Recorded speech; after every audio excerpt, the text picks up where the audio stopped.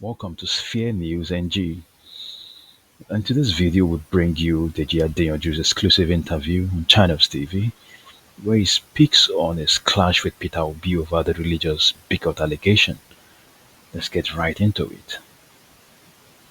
We have joining us on the program today, Mr. Deji Adeyanju himself, a human rights activist and lawyer. He is live with us from our Abuja studio. Welcome to the program, Mr. Adeyanju. Yes, thank you for having me. It was good to have you. So this letter dated August the 26th, 2025 was posted by you. It was addressed to Mr. Deji Adeyanju, that's you, of course, Deji Adeyanju and partners. And it's titled Demand for Retraction and Apology for Defamatory Publications Against His Excellency, Mr. Peter Gregory Obi. It's about 5 pages or so long. So I'm not going to go through all of that, all of the details in that document, but I'll just take a part of it. It speaks to some of the posts that you made on X with your handle at Adeyanju Deji. And this document says Very that correct. You have repeatedly published false, malicious, and grossly defamatory statements concerning Mr. Peter Obi, and they say it's calculated to injure his reputation before right-thinking members of the Nigerian public and the international community. In fact, one of those posts says, Peter Obi can only be president of the obedience on social media. You see that my one vote, I will rather give it to Tinubu than the leader of the mob, in your words, political extremists who do not want Nigerians to criticize their presidential candidate have no place in our polity. Mr. Adeyanju, as I said, 5 pages long, lots of things said, but let's just start by saying this is not in court yet, so we can discuss this. What exactly is your grouse against Mr. Peter Obi and the obedience? Yes, so in the wake up to the 2023 general election, because I'm not political, I'm just expressing my thoughts about why the opposition should come together and unite against the criminal APC and roguish APC government that always rig elections. That if the opposition is divided, that there's no way they can win. I was just expressing my political thoughts and views. The idea of the Obi candidacy excited me, and I said, but that he needed the buy-in of Atiku and Kwankwaso. I even urged Kwankwaso to deputize Obi. I urged Atiku to step down for Peter Obi, and all that. So in the process of that analysis, just expressing my views, I also said the fact that Atiku has been running for president in perpetuity, that he cannot continue to run. I was just expressing my views as a Nigerian. So then Peter Obi all of a sudden started trying to reach out to me to meet me. But at that time I was out of the country. I think I was in Dubai or somewhere. So, but he was persistent in reaching out to me. And I was avoiding him. But, I didn't want to see him because I didn't want it to look like, because I've expressed my views, which seems to be like almost in his favor, he now wants to see me and corner me to be one of his supporters. But I don't want to support any position because I'm not partisan. Because some people had already started even resigning from activism and joining him. So I didn't want to join his bandwagon, but I was excited by the idea of Peter Obi because, of course, Southeast has not produced a president in a very long time, except after post-independence anyway. So I was excited. So subsequently, I made some further views, and this time around, he was more persistent. So one of his aide, a journalist, reached out to me. So we subsequently met. And I said, yes. He first recommended me for some of my views and all that and said that it would be exciting to work together. I said, I'm not working with anybody. But I now made some observations about the things that he has been accused of doing in the past. Corruption. Sarah reporter reported a story where his staff was caught with money. He tried to explain it, but I was not satisfied. Then I also raised the issue about these issues of him using state resources in Anambra to invest in his family business. His explanation to me in his defense was that he had resigned from the company before he became a governor, I was flabbergasted. I couldn't just wait to get up to leave the place. I'm like, how can a man that wants to be president of Nigeria not see the clear abuse? You understand? That he has abused his office to do such a thing. He was justifying it. He didn't see anything wrong in it. I was completely disgusted. So eventually, I didn't want to disrespect him, so I wanted to leave. And then he got into, because we're like in a living room, it's like a suite. Then he got into a room and said, oh, please, he's coming. That he wants to go inside the room and he has something for me. So he brought one envelope or something like that. And said, no, this is just a small thing, it's just for coming, blah, blah, blah. I said, I laughed. I said, that means you don't know me. I said, and you are friends with Mimiko, former Governor Mimiko and others. There are people that I was close to. You will have asked them about me. If we do anything because of conviction, it's even me that will bring out of my money and support you. You know, so he kept insisting that it's not like that, it's not what I'm thinking. I said, God forbid, I left. So, however, I never revealed what happened to anyone. So, I remember vividly, he went to, was it Egypt, to inspect some power something. At the peak of the Ekiti election, when his candidate in the Labour Party was running. So I criticized and said, you should be in Ekiti and not in Egypt. And I said, because you want to be president, you must go and campaign for your candidate and try to win. Man, his aides, some of these young boys that are around him, started insulting me that the reason why I'm criticizing him now is because that I was saying that he was okay, he was good. That the reason why I'm criticizing him now is that I brought a proposal to him and I demanded, is it 200 million or something? And that he told me that. I said, me?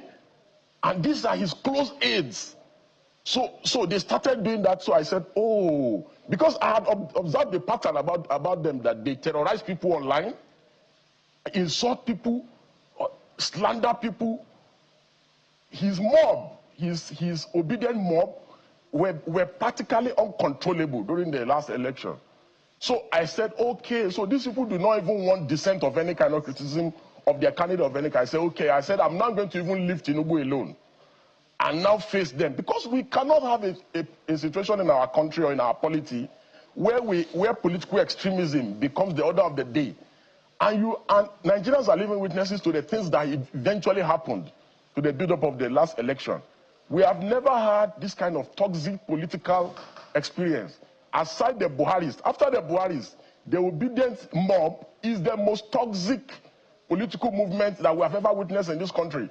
They threaten Supreme Court judges, Court of Appeal Court judges, threatening artists, threatening Professor Wole Soyinka, insulted everybody in this country because of Peter. And so, what are the things I said? Everything I said is true. In a civil suit or criminal suit of defamation, justification, truth is a defense. What are the things I said? I said he's a political fraud, that he's paraded himself as a messiah. Of course, he is a political fraud. Didn't he swear that he will never leave Abga? That any day he leaves Abga, let something which I won't want to say on TV. But he left Abga. The only thing that I forgot to say, among the things that he should now add to his defamation suit, is that he's a political prostitute. Hobnobbing. And look at what he said about the people that he wanted to defeat in the last election. He said they operate a structure of criminality, but today he's with them. He has one leg in PDP, they are discussing with him, another leg in ADC, and he's still a member of Labour Party. Confused politician. So he should do his worst. All right, Deji, a lot has been said. We just allowed you to say some of the things, and of course your position is well noted, but we may have to be moderate with our words, given everybody you've mentioned, whether it's the APC, Peter Obi, and everybody. I know you speak without, no matter whose ox is God, but this is TV, so that we're within regulation. But given that has been said, there was also another suit, we understand, so that we established this. I understand you have also filed a suit against one of his followers. Is that true? It's his aide. It's one of his aide that always with him, one Sarah. In the build-up to the election, she called my wife a prostitute. That my wife, and he endorses these things because these are his aides. There is no way your personal aides will be attacking people. Your critics, they'll be attacking them, insulting them. There's no name. They didn't call me. They called me a terrorist. They called me a gun runner. They said I was the one that supplied his aides, his close aides. That was the one that supplied arms for gun running for Dino. What is my business with Dino? They called me a murderer. There's no name. They called me a blackmailer. Blackmailing who? This same Peter who cannot tolerate criticism today calls Showore a blackmailer in chief because Sarah reporters ran the story against him. He's a political fraud. Okay, so and look at I called him a religious bigot. Of course, on this station, the former PDP chairman in Anambra in his state said he was the one that divided and started the religious division in Anambra between the Anglicans and the Catholics. Look at what he did in the last election. Look at what he was discussing with my bishop, Bishop Oyedepo, the yes daddy thing, calling the election a religious war that he should be supported because the election is a religious war. He's a religious bigot. I've said what I said he should do his worst. Well, Mr. Adeyanju, because this platform is an international platform, let's measure our words. I know these issues will still be discussed in court, but for the purpose of this conversation, since he's not here to speak to those issues, we don't want to be seen to be insulting anybody's sensibilities. But those points, you've made them time and again on social media. I mean, people who don't know you will probably be shocked, but this is something you've done consistently. You're an activist, and you don't seem to be afraid to say your mind. But let's look through some of the other claims in that document that was addressed to you. Because a lot of people are wondering, why are you doing this? They see you, in this sense, demarketing Mr. Peter Obi in favor of the APC, because that's what it is in that sense, because you actually said it clearly, that rather than vote for Mr. Peter Obi on that first page, you said that you would rather give your vote to President Tinubu than to give it to Mr. Peter Obi. So a lot of people are asking, are you working with the APC? They always refer to your brother as well and say, oh, there's a certain Adeyanju working with government. So let's use this medium to speak to that. Are you defending or at least are you supporting the APC by demarketing Mr. Peter Obi? Why will somebody like me, God forbid that I support APC, support APC for what? But you said you'd rather give your vote to Mr. Tinubu. If the opposition presents Peter Obi, I will vote Tinubu. Because we cannot have a situation where people, a man who leads a mob that terrorizes people online, that cannot tolerate criticism, that call people all sort of, anybody that does not support their candidate is an enemy of Nigeria. Anybody that does not support the candidate has been paid, has been compromised, is supporting the government. Who has Peter Obi criticized this government like the way I've criticized? Does Peter Obi even know what democracy is? What sacrifices has he made for democracy? Look, we have put our line on the line for this country, for preservation of democracy, at personal expense of prosecution. What kind of charges have we not faced in this country? At a time, I was almost charged for terrorism. They've charged me for all kinds of offenses in this country. So what are we talking about? What does this person know about democracy or preservation of democracy, for God's sake? What we are saying is that we must sanitize our polity, that we cannot have a country where people who terrorize others, who do not appreciate that people have the right. Look at what they did to Joke Silva during the election. They had artists and Nollywood people supporting them. Nobody terrorized those people. But they terrorized that woman and other people, because she decided to support Tinubu in the last election. People have the right. I have the right. I have never voted a bad candidate, in my opinion, before. I have never voted a bad candidate before, in my opinion. In 1999, I voted Obasanjo. In 2003, I abstained. In 2011, I voted Goodluck Jonathan. In 2015, I voted Goodluck Jonathan again against the so-called lovers of democracy who wanted Buhari. I said, there is no way somebody like me can vote Buhari, a man who truncated democracy and his antecedent. And I was vindicated. I said, Buhari's mob, they will suppress freedom of speech, freedom of expression. They will they will drive Nigeria into autocracy and militocracy. And that was what happened. I was vindicated. In 2019, Buhari didn't even allow me to vote. He arrested me and locked me up in a prison in Kano because I couldn't vote. In 2023, I voted on my election. So I have never voted a bad candidate before, in my opinion and in my view. And if the opposition makes the mistake of presenting Peter, I will vote Tinubu, just to prevent Peter Obi from emerging as president. Because we cannot have a nation Mr. Adeyanju, where the leader of the mob will run our country. Mr. Adeyanju, I'm happy you posited that there is a sprinkle of that extremism across board. You've mentioned Buhari. You've mentioned things around the APC. You've mentioned things about Peter Obi. But just a moment. Just a moment. I'm going somewhere. Political extremism. Yes, Mr. Adeyanju, I'm going somewhere. Everybody knows your antecedent. I don't think that is not in public domain. So let's speak to it. And that has to do with the fact that with the route you're going in terms of the fire for fire or response for response, isn't yourself now descending to the same space or the same pedestal or the same bottom of that cliff that you're trying to say people should not descend to with the action you're taking already? If you get my drift. You see, Peter, if Peter does not want to be criticized, he should go back to his house and be eating jollof rice. Anyone who puts himself up for public office must be criticized, must be scrutinized, must be insulted. Anybody who feels too big to be criticized or too big to be insulted, and it is his mentality that his aides and his obedient mob, that is the same mentality they have. That, oh, our candidate cannot be criticized, but Tinubu can be called a drug lord, Atiku can be called a looter, a thief. But our candidate cannot be criticized. Supreme Court judges can be named and shamed. Court of Appeal judges can be intimidated and criticized and even say they should go and lynch their children. You understand? But our candidate, we draw the line when our candidate is involved. So this is the political hypocrisy of these political extremists that we must never allow in our polity. We saw it under the Buharists. They didn't want anybody to criticize or analyze their candidate. And it is the same thing.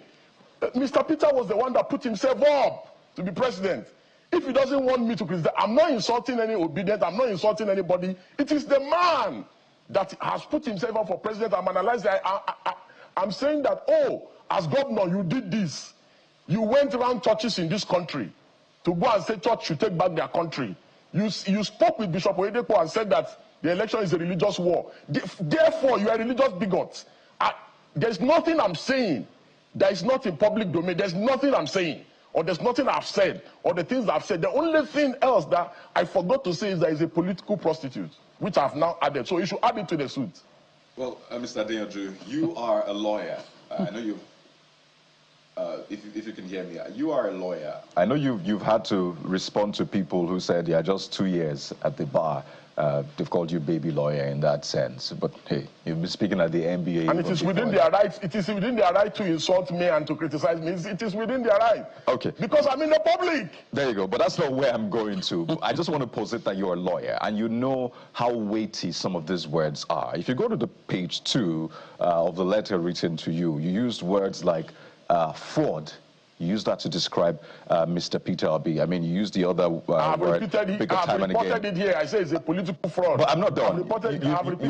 You've used terms like thief in the post on X, even scum and the rest. I mean, aside the fact that you're a lawyer, a lot of people see you as a gentleman. And, I mean, there are ways you can approach these issues without using those words. Why?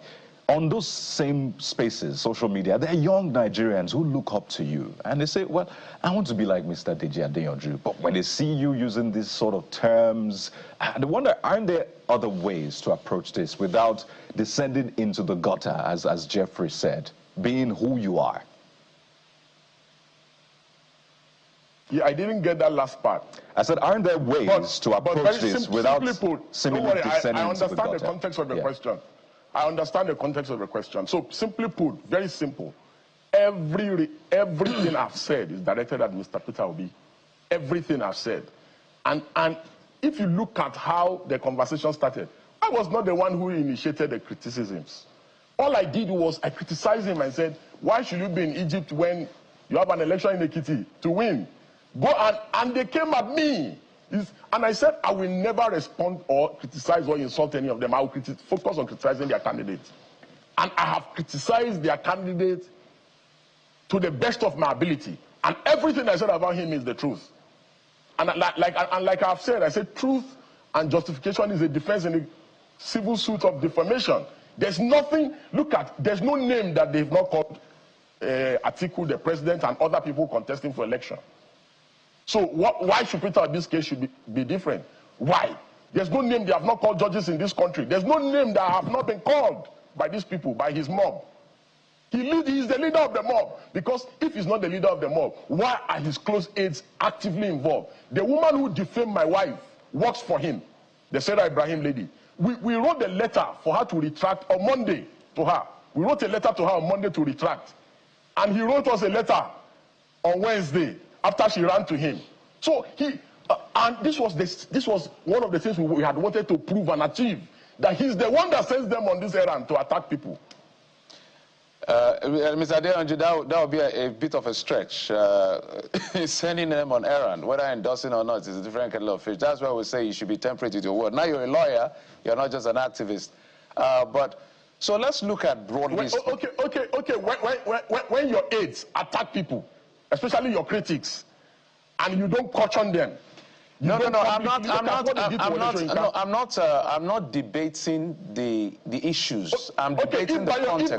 If Bayo Ononuga insults Peter Obi, it is assumed that it is Tinubu that is doing it. I understand what you're saying. But Bayo Ononuga works for someone. This lady works with him. She's always she's with him in the morning. Just a time of the day she's with him. What's the name of the lady in question, so that we're clear? Sarah Ibrahim. Oh, okay. So that we're clear. But where I'm going to with my question, I was trying to say that you're a lawyer now, so there has to be that balance. So we're trying to check so that we don't go in excess. But you have a right to say what you have to say. But this is television, it's international. So and after all, he has the right of reply. He can come and say the things I've said is not true. That was Deji Adeyanju's full take on the controversy with Peter Obi. What do you think about this position? Drop your thoughts in the comments below and don't forget to like, share, and subscribe for more updates.